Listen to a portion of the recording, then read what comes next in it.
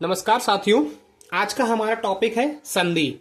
देखिए, ये संधि के विषय में चौथी वीडियो आ रही है और हम पहले की 3 वीडियो में स्वर संधि के जो 5 पार्ट होते हैं, दीर्घ संधि, गुण संधि, वृद्धि संधि, यड़ संधि और अयादि संधि, इन 5 पार्ट को कंप्लीट कर चुके हैं। आज हम संधि के दूसरे पार्ट जो कि व्यंजन संधि है उसके विषय में पढ़ेंगे। चलिए स्टार्ट करते हैं। आज का हमारा टॉपिक है व्यंजन संधि।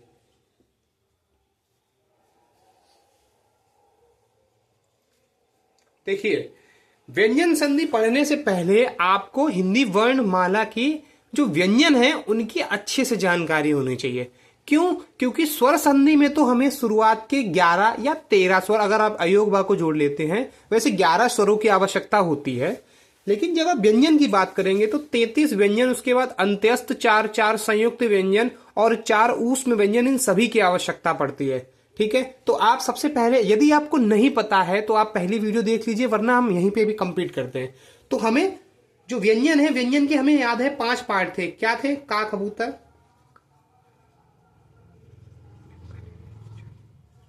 चा से चा वाला वर्ग,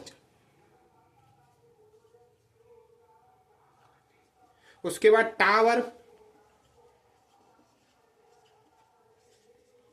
उसके बाद ता वर्ग,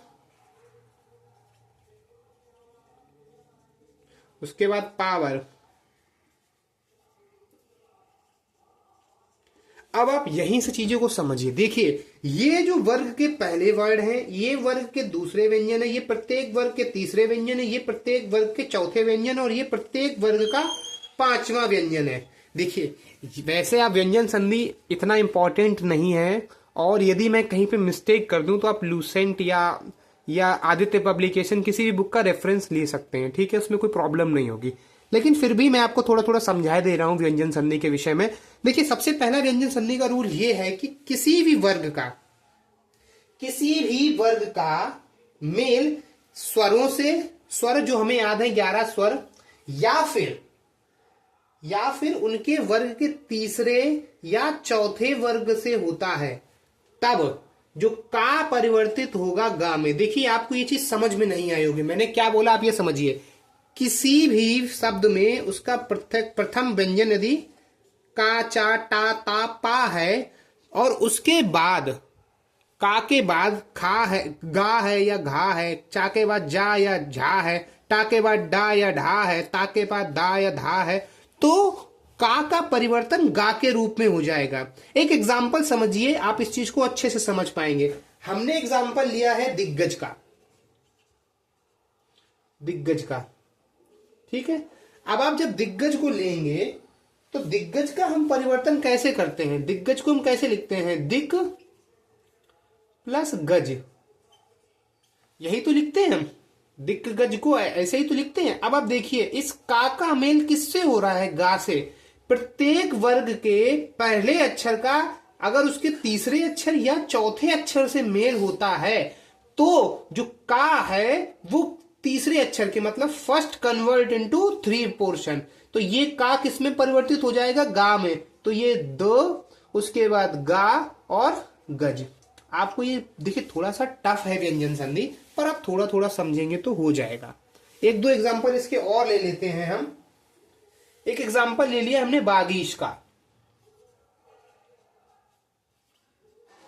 बागीश का हम विच्छेद करेंगे तो ये आएगा बाक प्लस ईश, है ना?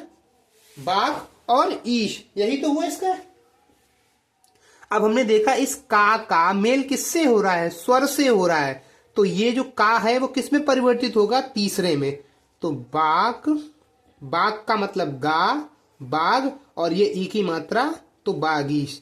आपको ये चीज समझ में आई कि पहला तीसरे में कब कन्वर्ट होगा। ठीक है, उसके बाद एक चीज और आप समझिए। उसके बाद यदि ये तो पहला तीसरे में कन्वर्ट कब होगा? जब का के बाद गा या घा हो या स्वर हो। लेकिन पहला 5वें वर्ड में भी कन्वर्ट होगा। कब होगा? जब का के बाद ये अनुनासिक शब्द आ जाए। ठीक है, का के बाद अनुनासिक शब्द आ जाएंगे, इंया, वा, अड़ा, ना या मा, तब का जो है 5वें वर्ग में परिवर्तित हो जाएगा। एग्जाम्पल के तौर पर आप ले लीजिए उन्मत्त को ले लीजिए, ये षड़मुख को ले लीजिए, षड़मुख, षड़मुख। देखिए षड़मुख का अगर हम लोग विच्छेद करेंगे तो ये आ जाएगा षठ, षट, षट प्लस मुख। अब आप देखिए ये प्रथम है, टा के बाद अनुनासिक व्यंजन आया तो क्या ये टा परिवर्तित हो गया अणा में, तो ये हो जाएगा षड़ और फिर ये मुख ज्यों का त्यों। देखिए व्यंजन संधि समझने में थोड़ा सा कठिन है ना, और इसमें आप चीजों को जितना प्रैक्टिस से लेंगे उतना आपके लिए आसान होगा। व्यंजन संधि आप इन फॉर्मूलों जो हमने आपको ये जो चीजें बताई हैं इन पे ना जाकर आप दो तरीके से क्वेश्चन को सॉल्व कर सकते हैं। पहला, आप एलिमिनेशन मेथड लगा सकते हैं, पहली चीज। दूसरी, आप जितने ज्यादा क्वेश्चंस को लगाएंगे व्यंजन संधि के उतना आपके लिए अच्छा होगा। बाकी मैंने आपको बता दिया है कि प्रत्येक वर्ग का पहला व्यंजन, उसके बाद यदि स्वर आ जाए या उसके उसी ग्रुप का तीसरा या चौथा व्यंजन आ जाए तो वो हमेशा किस में बदलेगा, तीसरे व्यंजन में, मतलब इसमें परिवर्तित हो जाएगा। और यदि अनुनासिक व्यंजन आ जाए तो वो हमेशा अनुनासिक में ही परिवर्तित होगा उसी वर्ग के। ठीक है। उसके बाद कुछ ता का परिवर्तन में होता है। ता का किस किस में परिवर्तित होता है आप वो देखिए। ता इंपॉर्टेंट है। जैसे ता के बाद यदि चा आता है, ता के बाद यदि चा या छा आता है तो वो परिवर्तित हो जाता है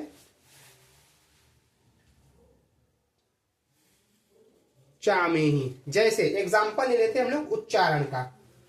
उच्चारण हमने लिया, उच्चारण का विच्छेद क्या होता है, उत प्लस चारण।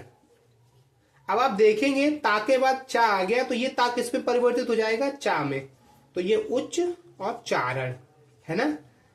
आपको ये चीजें कुछ कुछ समझ में आ रही है, मुझे पता है कि ये बहुत टफ है, पर फिर भी ता के बाद यदि चा या छा आ जाए तो ता किस में परिवर्तित हो जाएगा, चा में, पहली चीज। दूसरी, यदि ता के बाद जा या झा आ जाए तो ता किस में परिवर्तित होगा, जा में। उसके बाद यदि, ये इंपॉर्टेंट है, ये आप एक बार देख लीजिए, ता के बाद यदि शाह आ जाए, ता के बाद यदि शाह आ जाए, और इसका एग्जाम्पल भी ले लेंगे तो ता कन्वर्ट होगा सा में। ये एग्जाम्पल आप जरूर ले लीजिए। जैसे उच्छ्वास, उच्छ्वास कन्वर्ट करेंगे इसका संधि विच्छेद तो उत प्लस श्वास, उत प्लस श्वास। ता के बाद शाह आ गया तो ये किस में परिवर्तित हो गया, चा में, है ना, ओ सॉरी छा में। और ये जब छा में परिवर्तित हो जाएगा तो आपको समझ में आ गया कि उच्छ्वास हो गया। देखिए व्यंजन संधि थोड़ा सा समझने में कठिन है, मैंने आपको पहले भी समझाया है। आप जितने ज्यादा प्रश्न लगाएंगे व्यंजन संधि आपके लिए उतनी आसान होती जाएगी। व्यंजन संधि में आप प्रश्न लगाइए, और जब क्वेश्चन करेंगे तब आपसे वो मेथड नहीं पूछेगा, आपसे जस्ट आंसर चाहिए, तो आप एलिमिनेशन मेथड लगाइए। आपको स्वर संधि हमने अच्छे से पढ़ा दी और मैं आपको विसर्ग संधि बहुत अच्छे से करवा दूंगा। तो आप व्यंजन संधि यदि आप नहीं भी कर पा रहे हैं तो आप एलिमिनेशन मेथड लगा के कर सकते हैं। ठीक है। अब बात करते हैं व्यंजन संधि में मैं इतना ही पढ़ाऊंगा क्योंकि व्यंजन संधि मुझे लगता है कि ज्यादा, देखिए इंपॉर्टेंट सब है पर इसमें इतने सारे कॉन्सेप्ट है कि आप पढ़ते पढ़ते 2-4 वीडियो लग जाएंगे। अगर आपको कम लगे या फिर आपको नहीं समझ में आए तो आप प्लीज बताइएगा, फिर मैं इसको अच्छे से समझा दूंगा। ठीक है। आज बात करते हैं विसर्ग संधि की। देखिए संधि का तीसरा पार्ट है विसर्ग संधि, और विसर्ग संधि में मैंने आपको बताया था कि ये वह संधि है जो विसर्ग की सहायता से होती है। और इसमें आप एक फार्मूला याद कर लीजिए, कुछ मत याद करिए, हरि, मन, यश, दुनि, अतुपय परि, अतुपय परि। ठीक है। उसके बाद नमः, अध, अध और अंत, बस विसर्ग संधि आपकी खत्म। आप एक बार फिर से इसको पढ़िए, हरि मन यश दुनि अत पय परी नमः अद और अंत। आप इसको 3 4 5 10 बार पढ़ लीजिए। हरि मन यश दुनि अत पय परी नमः अद और अंत। विसर्ग संधि में आपके 90% क्वेश्चन इसी से हो जाएंगे। जिन वर्णों की शुरुआत इन सब से हो जाए, हर से हो जाए, मन से हो जाए, यश से हो जाए, दू से हो जाए, नी से हो जाए, अत से हो जाए, पय से हो जाए, परि से हो जाए, नमः हो जाए, अद हो जाए, अंत हो जाए, मैं इनसे रिलेटेड सभी इन्हीं शब्दों से रिलेटेड मैं आपको क्वेश्चंस भी करवा दूंगा। आप उसके लिए निश्चिंत रहिएगा, ठीक है। अगर आपको कहीं पे भी ये वर्ड मिल जाए, आप किसके साथ जाएंगे?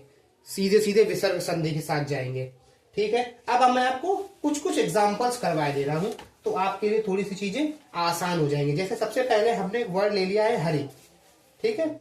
तो हरि के लिए हमने, जैसे हरि के लिए हम लोग ले लेते हैं हरिश्चंद्र, हरिश्चंद्र। अब हरिश्चंद्र में आपको क्या मिल गया? हरि। आप तुरंत आंख बंद करके क्या जाएंगे? विसर्ग संधि। और इसकी संधि कैसे होगी वो समझ लीजिए। हरि, हरि विसर्ग और चंद्र अलग, हरि प्लस चंद्र, ये हो गई आपकी हरि के द्वारा। आपको समझ में आया ये कैसे मैंने इसमें विसर्ग निकाले? उसके बाद मन के लिए देखेंगे तो मनोरथ। तुरंत आपने मन मिला है तो मन विसर्ग प्लस रथ। आपको ये चीजें समझ में आ रही है ना? इसमें कोई आपको समस्या तो नहीं हो रही कुछ भी है, या फिर आपको ऐसा लगे कि नहीं कुछ समस्या हो जाएगी, तो आपको उस पर घबराना नहीं है। जैसे दु है, अब जैसे दुष्परिणाम, दुष्परिणाम। अब दुष्परिणाम में आपको संधि करनी है तो इसमें दु आएगा सबसे पहले, दु विसर्ग और उसके बाद परिणाम। आप इससे लगभग प्रश्न कर जाएंगे, ये चीज मैं आपको गारंटी तो नहीं, लेकिन हाँ आप मतलब विश्वास रखिए, मैक्सिमम क्वेश्चंस इससे हो जाते। अब देखिए अत का देखते हैं। अत का तो अतपय, अतएव, अतएव देख लीजिए। अतएव है, इसका संधि विच्छेद करेंगे तो अताह प्लस एव, है ना। अब उसके बाद पय, अब पय का देखेंगे तो पयोधन या पयोधर, कुछ भी लिख लीजिए, पयोधन लिख लीजिए। पयोधन का संधि विच्छेद करेंगे तो पय विसर्ग प्लस धन, है ना। उसके बाद परि का देखेंगे तो परिणाम, या और भी कोई ऐसा वर्ड ले लेते हैं, परिष्कार। अब परिष्कार को कैसे तोड़ेंगे आप? परि विसर्ग प्लस कार, है ना। और ये आपकी संधि। आप देख रहे हैं ना कि चीजें, देखिए सारा विसर्ग संधि इसमें कंप्लीट नहीं हो रहा है, ये तो आप भी, मैं भी मानता हूं और आप भी मानेंगे, लेकिन मैक्सिमम चीजें इसमें कंप्लीट हो जाएंगी, है ना। आप 90% चीजों को इस चीज से सिर्फ करके कर सकते हो आराम से। हरिमन यशदुनि अतपय परि नमा अद और अंत, इतना आप याद रखेंगे बिना किसी दिमाग के लगाए हुए। अब जैसे इसमें कुछ क्वेश्चंस पुनः वाले आते हैं, पुनः, तो आप ये चीज पहले ही समझ जाएंगे कि यहाँ पर कहाँ पे पुनः लगेगा, है ना। अब यहाँ पर पुनः और पुर, अब जैसे पुरस्कार होता है, अब पुरस्कार जो है, अब इसमें पुर और प्लस कार, है ना। तो आप इन चीजों को थोड़ा सा स्वतः दिमाग से इसको समझना पड़ेगा। अब जैसे पुनः वाली चीजें हैं तो पुनरुत्थान, है ना, पुनरुत्थान। आप अब इसमें क्या हो जाएगा? पुनः प्लस उत्थान। तो आप थोड़ा सा, आपको स्वतः दिमाग भी लगाना पड़ेगा।